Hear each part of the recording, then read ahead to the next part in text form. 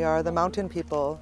We have salmon that has sustained us since the beginning. We have caribou, moose, deer, berries, roots, mushrooms, lichen. Вот эта земля для меня означает, это мое второе сердце, это мое второе я. Почему мое второе сердце и почему мое второе я?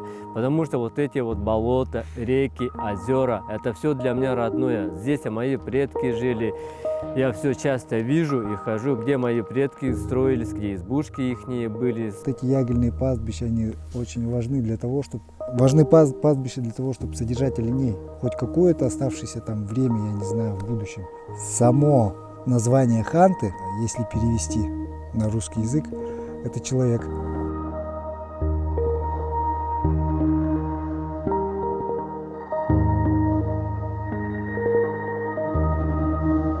We have a vast territory with a very, very large land base filled with glacier waters. That matters a lot to us in our stories and our teachings about the water. There's thousands of rivers and creeks and streams, and it travels and touches every living thing all the way to the ocean. That life that it has sustained for tens of thousands of years, that's the connection, that's the relationship, that's our economy. All of that sustains us from these mountains here that we're defending so hard against resource extraction, extractive industries, including the Trans Mountain Pipeline expansion.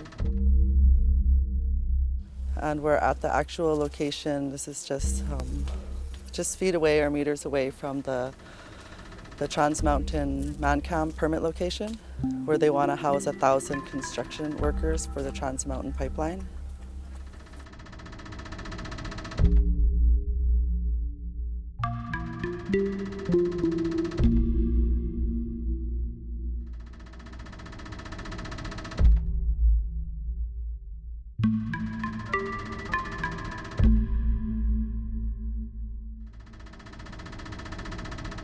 And we've been here for over a year, stopping the actual on-the-ground construction of the man camp in this location. One of the hardest things on our nation was removing our people and making it law to remove our people and set them onto Indian reserves. We saw all the types of symptoms of colonization and the removal of our children for the Indian residential schools was another thing. But removing our people from a vast territory where we were a hunter-gatherer society and to force us onto this, we had resistance. Our people started to fight back. My late grandfather, George Manuel, really was organizing around the housing conditions. That's how he started getting organized with the people, was over the housing.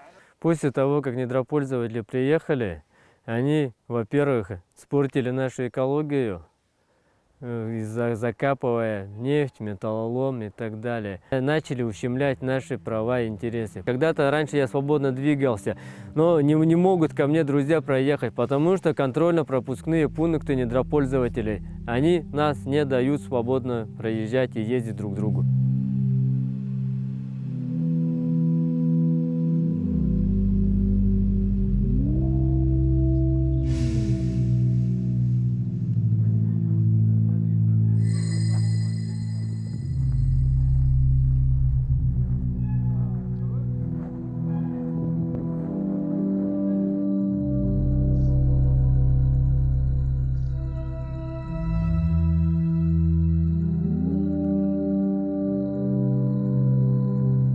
Лес какой-то стал больной, вот.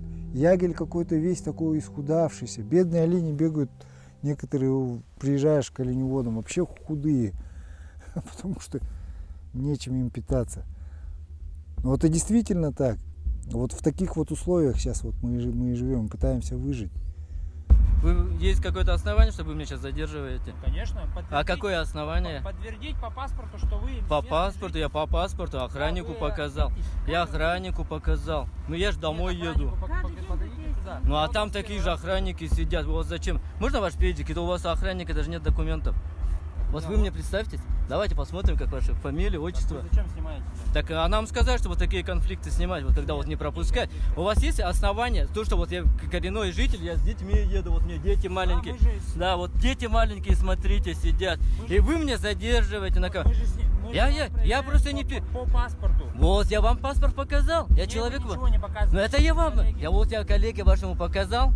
А почему вам я должен еще показать? There's a lot of risk that we bring to businesses and big businesses doing business on our land, using land, stealing land, taking land. Yeah, they're just going to keep on devouring, like the stories say, just devouring and devouring. It'll come and devour everything, and we are the ones that are going to stop it. Еще нефтяные, нефтегазодобывающие объекты, кустовые площадки, также коммуникации к ним, дороги и так далее.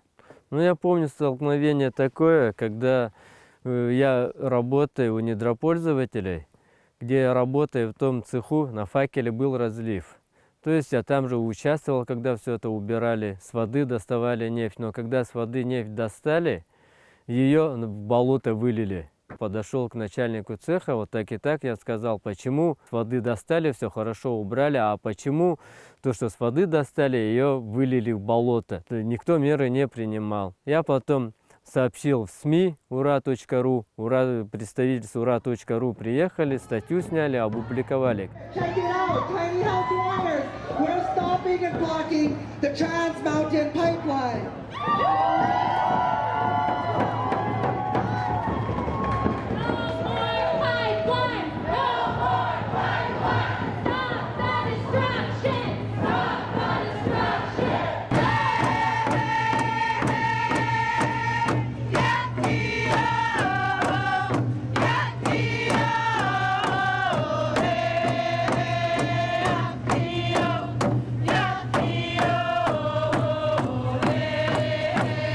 They want to mine a sacrifice area the size of Texas, this area that our people, indigenous people, right now are being impacted.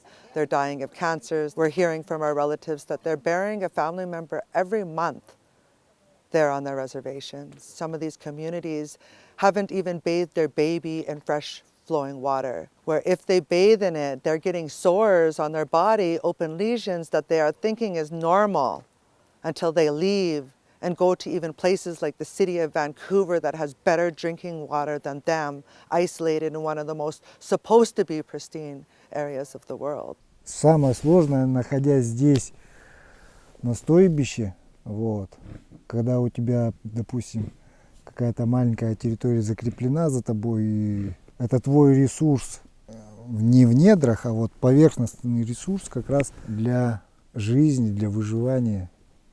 И вот когда вот, допустим, приходит какая-то компания и начинает говорить, что у нас здесь лицензионный участок, извините, там подвиньтесь, мы проедем, срубим вам бор, с этой стороны протянем нефтепровод, там будет стоять куст, а там будет дорога.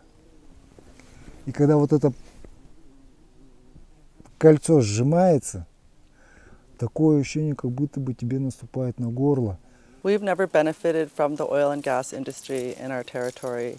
We've never gave consent to anyone doing business, not Canada, not any private business or corporation. We never ever did give consent. At certain parts of our history here, when we were invaded by Europe, it was illegal for us to gather and talk about our land.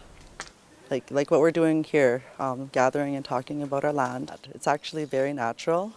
They made it illegal for us to do it, so a lot of people still have that fear and that trauma that was caused by these really horrific laws. Я, насколько помню, всегда моему отцу говорили, вот если ты сейчас не подпишешь, то мы с тобой расторгнем договор, то ты ни буран, ни бензин, ни моторы, ты ничего не будешь получать. Как бы он в свое время как бы он боялся, испугался, ну и он, конечно, все начал объекты подписывать. Они как бы неграмотные были, поэтому они не могли с ними бороться. А с их неграмотностью недропользователи как раз и пользовались.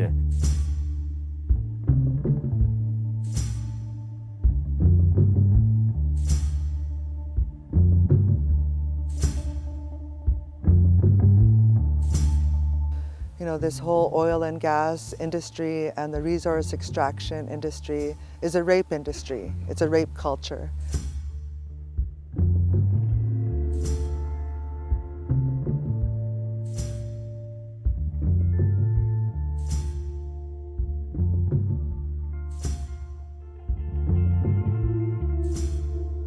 oil and gas, that's linked to a source, and that source, the ground zero where they're going in for that blood oil and that blood bitumen and the fracked gas is destroying indigenous communities, nations of people. The impact that it's touching every single community that they want to transport this bitumen through, and it's risking every single waterway along that pipeline corridor. Если найдут новый способ получения энергии, который не нарушает экологию, то, возможно, вот то, что осталось в нашей земле, которое недропользователями не тронуто, то, возможно, восстановится все.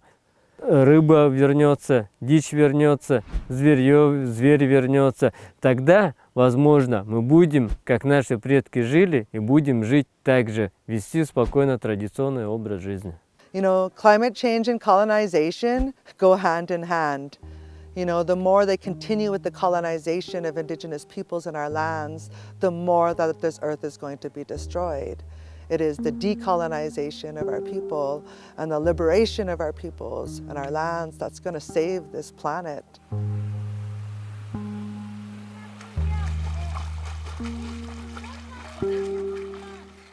The indigenous people are the rightful title holders to the land. You must get their consent in order to build on their lands. What keeps me going is just knowing that in the future that we will have areas that our families can pick berries at, dig roots, go fishing, gather medicines, make jewelry out of the land and beautify ourselves with traditional marks, still tell our stories in paint and using our voice and using our skill and performance to still continue our sekvepemk stories where our laws are embedded. In this day and age, we're fighting pipelines, but we're talking about human rights. We're talking about indigenous rights. We're talking about women's rights and safety of our indigenous women and girls. You know, as long as we, be the last woman standing on this earth, we'll continue to fight, and our children will be with us. Living here with our children, waking up and cooking meals, sharing with the people, that is powerful. Just living on our land is the action. Just living on our land is the resistance against this pipeline. And it scares them. And we have every right to say no to development projects like pipelines, and they must respect it. And we're going to show the world this is how they treat us when we stand up for our rights.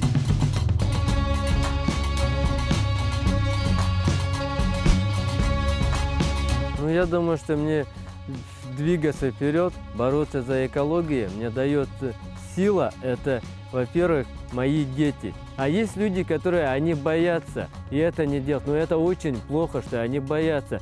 Не надо никого бояться, надо бороться за экологию. Это наша земля. Мы, местные жители, просим общественников, волонтеров присоединиться к нам и бороться за экологию нашего Сургутского района, за земли ханты. And the more that we do, the more people that we get out there on the streets and out onto the land to stop this pipeline, that will enable us to win this one. Fully, a full 100% victory that this Trans Mountain Pipeline will never be built.